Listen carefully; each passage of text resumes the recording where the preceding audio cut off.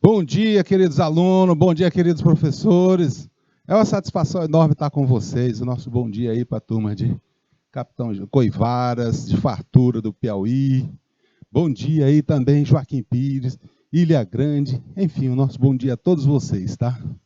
E hoje nós vamos trabalhar com vocês, continuando aí com o histórico das teorias da administração. Vamos estar trabalhando aí a ênfase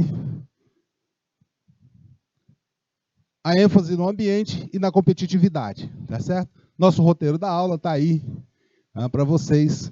Nós vamos definir diferentes eras da organização, descrever as teorias prescritivas, e normativas, as descritivas, as prescritivas, normativas, descritivas e explicativas, e vamos trabalhar com vocês também, com revisão, teorias e aplicações, questões, tá bom? E é isso aí. E como referência para vocês, a gente tem aí a referência do Chiavenato e do Maximiano Amaro. Para a gente falar de teorias da administração, pessoal, nós estamos falando porque elas são importantes, né? E conhecer esses estágios, nós vamos também estar vendo como elas evoluíram ao longo do tempo. Tá? Todas essas teorias,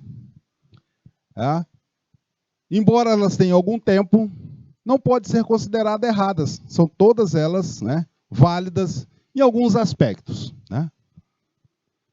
E a ênfase no ambiente, ela decorreu aí que as organizações, né, tá num mundo bastante complexo, que vem mudando, e as organizações vêm passando aí por, sendo influenciadas, influenciando as mudanças que estão acontecendo no mundo.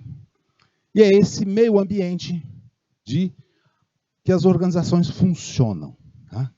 E assim, para que a gente compreenda mais essa questão do ambiental, nós vamos ver duas teorias com ênfase no ambiente. A teoria de sistemas e a teoria da contingência.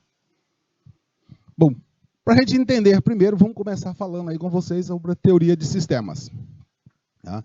Aqui, essa teoria de sistema, coloquei aí para vocês um quadro dos principais autores que tem dessa linha de pensamento da teoria de sistema. Veja aqui que vai de 1930 até 2010, e temos outros aqui também expoentes. Destacamos para vocês aqui o Bertalan Fee, que é um dos precursores dessa teoria. Ele que que publicou aí, lá na década de 50, a ideia, né, desenvolveu a ideia da teoria geral de sistemas. Então, essa aqui, a teoria de sistema da década de 20, tá? Apresentada por Carl Ludwig von Bertalan Fee. Esse é o expoente que temos aí. Então, vamos conhecer essa ideia da teoria de sistemas. Na década de 20, o que aconteceu? Né? As organizações, se constatou que as organizações elas estão inseridas em um contexto, e que nesse contexto ela tem trocas de informações, de materiais, e são as entradas dessas organizações. Então, as organizações vivem num ambiente em que recebem insumos como entradas e coloca produtos no ambiente. Esses produtos podem ser produto, serviço, energia, informação, uma série de coisas. E nesse ambiente de mercado que as organizações elas acabam fazendo uma interação nesse mercado, ela interage com esse ambiente, influenciando o ambiente e sendo influenciada também pelo ambiente. Tá? E isso porque assim, as organizações elas dependem de insumos para produzir seus produtos e serviços. Vamos lá, para vocês compreenderem o que é essa questão de receber insumos e para funcionar, para produzir. Imagine assim só, uma oficina dessas que cuida de motocicletas, elas recebem insumo, vamos supor que vai fazer uma troca de óleo. Tá? Uma moto está aí, uma empresa que cuida de troca de óleo, uma oficina. Essa oficina ela recebe como insumos o quê? Ela recebe o óleo que vem lá do fabricante. Não vamos entrar no mérito lá, como é que é essa parte da escala. Então, essa oficina recebe o óleo e o quê? Recebe também o conhecimento, a técnica do mecânico para poder fazer a troca de óleo. E entrega para o mercado o quê? Um veículo com óleo trocado em perfeito funcionamento. Essa é a ideia.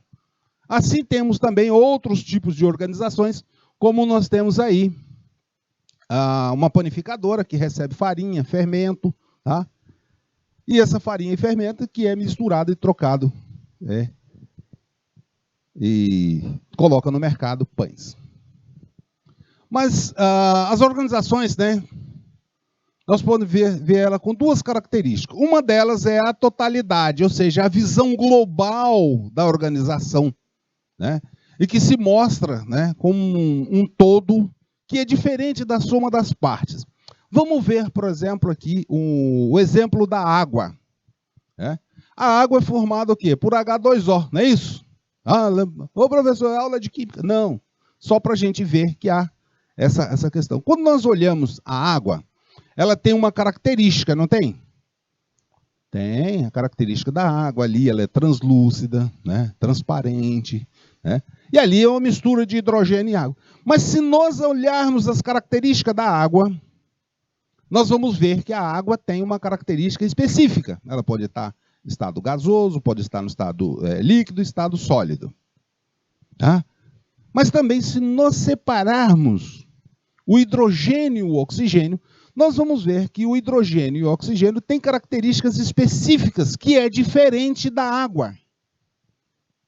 Isso é o que a gente diz assim, que quando nós falamos da teoria da sistema, essa característica, nós temos que ver que a visão aqui da organização é uma visão molar, quer dizer, uma molécula de água, ou outro tipo, e não uma visão molecular, ou atomicista. Né? Então, essa é a visão sistêmica que é do todo. Então, nós temos aí a oficina mecânica que tem, que incorpora o produto novo do óleo, com a tecnologia, com as ferramentas, as pessoas, para entregar o veículo com óleo trocado, ou com outro tipo de serviço. A panificadora também, ela olha o que? Ela tem lá, ela junta todas as coisas, ela influencia, a pessoa passa a ter o cafezinho da manhã com seu pãozinho quentinho e tudo mais, não é isso? Essa é a visão do todo.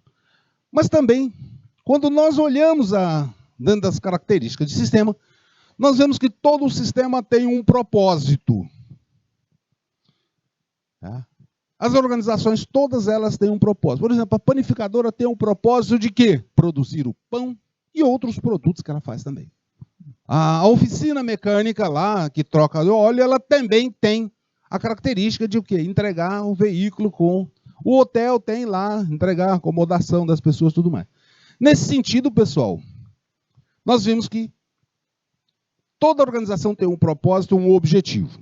Seja ela qual for, seja uma ONG, seja uma indústria, seja uma agricultura, todas têm um objetivo. Como assim, professor? Olha, o agricultor, quando ele planta milho, ele tem o quê? Tem um objetivo de ter uma colheita para melhorar sua renda. Tem um objetivo. A indústria também tem lá. Industrializar seus produtos e entregar também. Nesse aspecto, quando nós olhamos para a teoria de sistema, nós olhamos, né, a função, que é o propósito da organização, e não a sua estrutura. Essa visão, ela mostra que o propósito ali está ligado à função e não à estrutura. Porque, veja só, na estrutura lá do agricultor que está produzindo lá o seu milho, sua farinha, sua macaxeira, mandioca, tudo mais, qual é a função dele? Produzir lá. Não é quantas pessoas, se ele usa trator, se ele não usa trator, nem nada.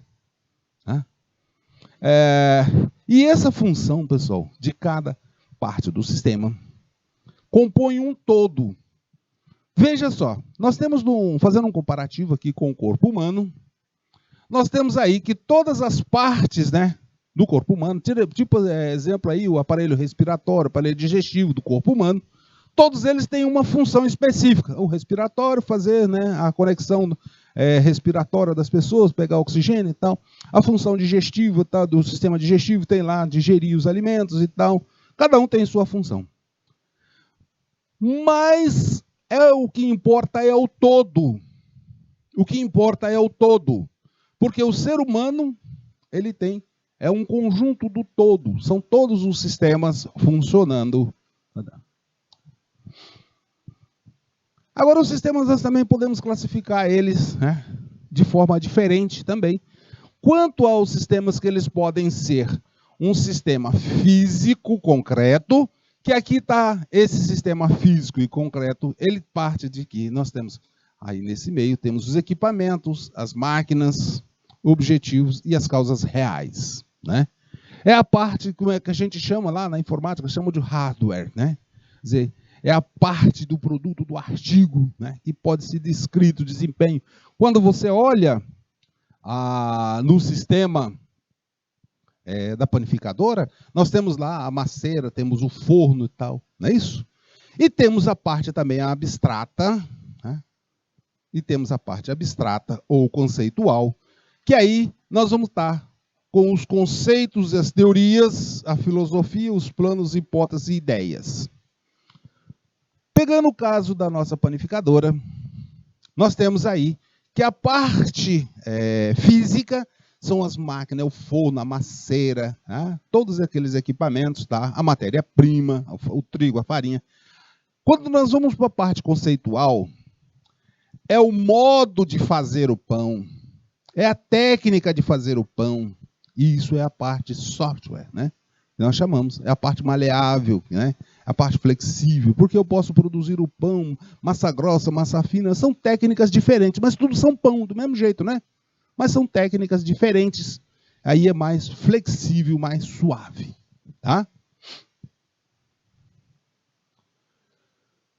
Quanto à natureza, os sistemas podem ser classificados em sistemas abertos e sistemas fechados.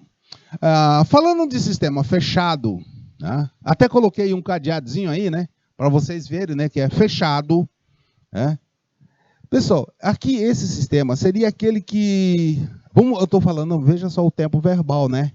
Seria aquele que não tivesse influência nenhuma do ambiente e que ele seria totalmente hermético. Na realidade, pessoal, nós não temos um sistema totalmente fechado. Como assim? Imagina só. Imagina que vocês têm uma panela de pressão e vocês fechem, lacram essa panela de pressão. Mesmo assim, ela está fechado, lacrado, com as borrachas tudinho. Mesmo assim, nós sabemos que ao colocar no fogo, ela troca calor, né? Ela tem uma troca com o meio ambiente, não tem? Tem. Se eu colocar fogo na panela, os produtos lá dentro vão influenciar, vão ter o cozimento e tudo mais. Na verdade, quando nós falamos de sistema fechado, nós estamos falando mais no campo da ciência, ou quando a gente tem um controle, né, do intercâmbio. Nós conhecemos o intercâmbio. Isso é mais utilizado, pessoal, no campo da pesquisa, por exemplo, né, que é feito. Que aí nós temos todo um sistema mecânico que conhecemos, né, as entradas e esse intercâmbio de energia, e aí é o que a gente diz que é um sistema fechado. Mas na prática, isso, pessoal, provavelmente vocês no mundo empresarial, dificilmente vocês vão ver um sistema fechado. Ô, professor, mas pode ser que vocês vejam um sistema fechado se vocês forem partir para fazer um experimento, e aí vocês vão considerar uma parte do ambiente como constante. Tipo assim, olha, eu vou fazer um experimento e vou analisar o comportamento das pessoas em função da iluminação. Então, eu tenho, né, o comportamento é o desconhecido que eu tenho. Mas eu tenho lá o comportamento da iluminação, que aí eu tenho um controle, eu posso colocar tantos lumen, mais ou menos, e ver o comportamento dessas pessoas diante de mais ou menos iluminação naquele ambiente. Então eu tenho uma parte que eu tenho assim um controle, mas na verdade não é totalmente fechado, mas é considerado fechado. Agora, quando nós vamos para o sistema aberto, né? Quando nós vamos para o sistema aberto,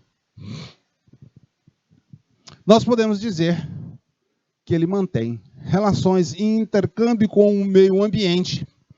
E aí nós temos inúmeras entradas nesse ambiente.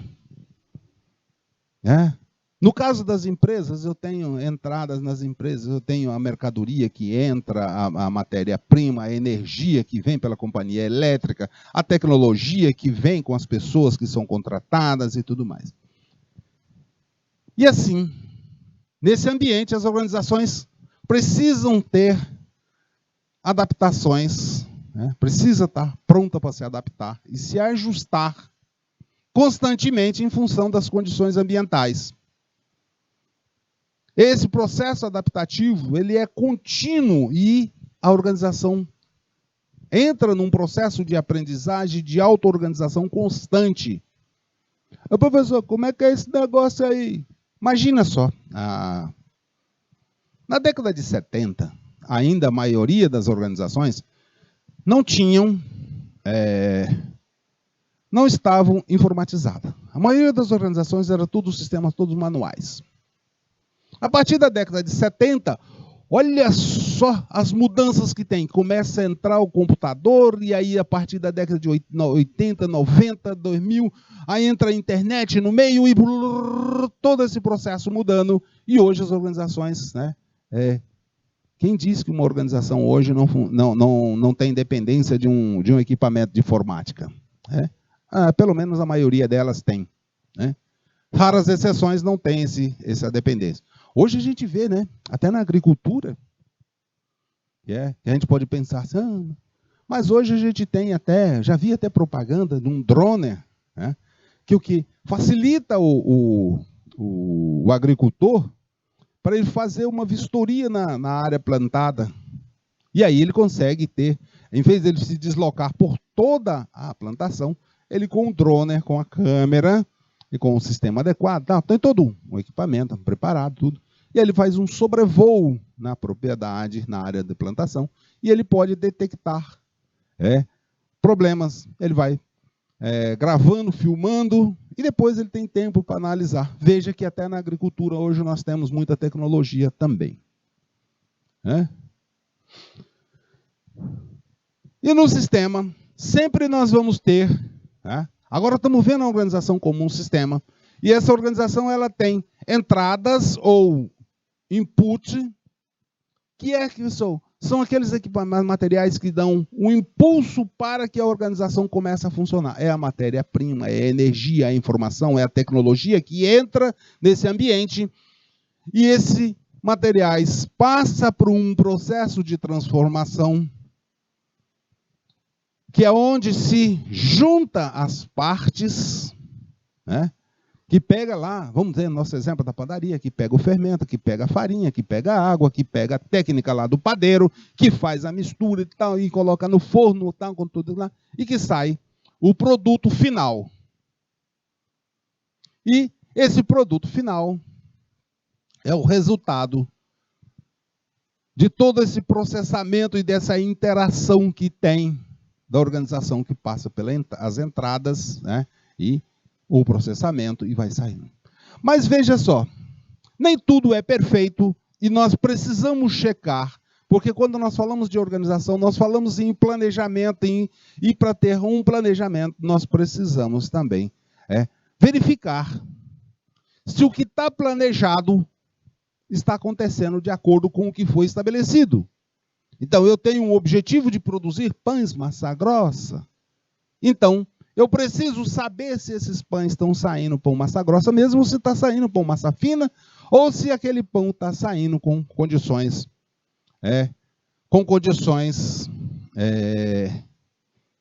perfeitas para atender a clientela.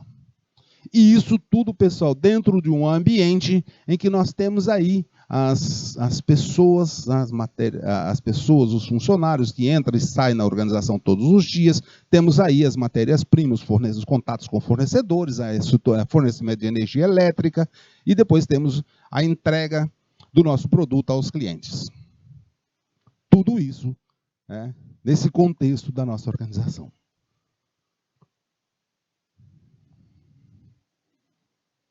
E assim, a gente fez um mapa para vocês, aí um gráficozinho, para vocês terem uma ideia desse sistema. Nosso bom dia aí para Coivaras, para Ilha Grande, para Joaquim Pires. Né? Opa, bom dia, Joseni! Bom dia aí para a turma de Landry Salles também. Bom dia. Opa, Maria Lima também, Seduc acompanhando a gente, Nova Santa Rita, Nossa Senhora Nazaré. Muito bom dia para vocês. Bom dia aí também a Fartura do Piauí, Lúcia Fátima do Nascimento Costa, bom dia também para vocês, né? Bom dia, também és mediadora? Tem. Né? Nosso bom dia a todos vocês, mediadores, que estão acompanhando as aulas com a gente, tá? E olha assim, Manuela e Lúcia, assim que a gente estiver explicando os conteúdos, se tiver algum, os outros também, né? Assim que tiver algum conteúdo que, olha, ficou um pouquinho, explica mais um pouquinho, professor. Vocês não deixem passar, tá? Veja aí as dúvidas que estão aparecendo dos nossos queridos alunos. E também, se vocês entenderem que precisa de um aspecto, precisa explicar um pouquinho mais, não se acanhe, pergunte, coloquem no chat, tá bom? Então, isso é muito importante para a gente, tá? Bom dia, Franci Cláudia Souza. Também acompanhando pelas ondas do YouTube. Muito bom estar com vocês. Veja só, essa parte azul que a gente colocou para vocês, nós colocamos aqui simbolizando o nosso ambiente, nosso meio ambiente. Aliás, basta falar ambiente, né, pessoal? Que se eu falar meio ambiente, né, quando eu falo ambiente, já é o meio, né? Então, nós temos esse ambiente, e aí nós pegamos e fizemos assim, esse quadro assim meio amadeirado, como sendo o nosso ambiente já interno.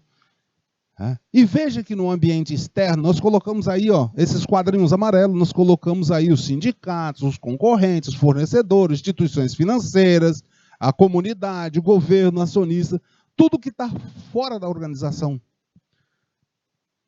Vocês conhecem esses também com outro nome, um tal de stakeholders, né? Ou seja, as partes interessadas na organização. Todos eles são interessados? São.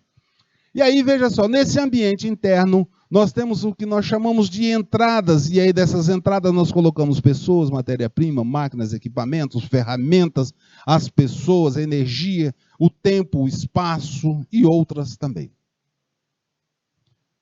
Passamos também, agora, a partir dessas entradas, para o processo, ou seja, o processamento, né? E aí eu tenho que fazer o projeto do produto ou do serviço, desenvolver esse produto ou serviço, produzir, comercializar, entregar, manter, consertar e atender, entre outros itens, produtos e serviços. E colocamos no mercado as nossas saídas, que pode ser um produto, um serviço, um atendimento, um pagamento, uma contribuição, um tributo, um treinamento, uma tecnologia e outros mais. E veja só, que quando nós fazemos tanto no processo de entrada e de processamento e saídas, nós temos a nossa administração exercendo o controle. E esse controle ele acontece tanto na parte de entradas, na parte do processo de produção e na parte das saídas. Ô, professor, por que eu tenho... Veja só, quando você compra uma matéria-prima para produzir, ou então compra uma mercadoria para revender, você precisa ter um controle, não precisa? Precisa saber se foi entregue da mesma... Imagina só, você compra lá, você compra, por exemplo, um freezer para utilizar na sua empresa, no seu comércio, aí você comprou freezer. Aí o fornecedor lá, por um motivo ou por outro, não vamos entrar no mérito, te entrega refrigerador. Mas você queria era um freezer, não um refrigerador.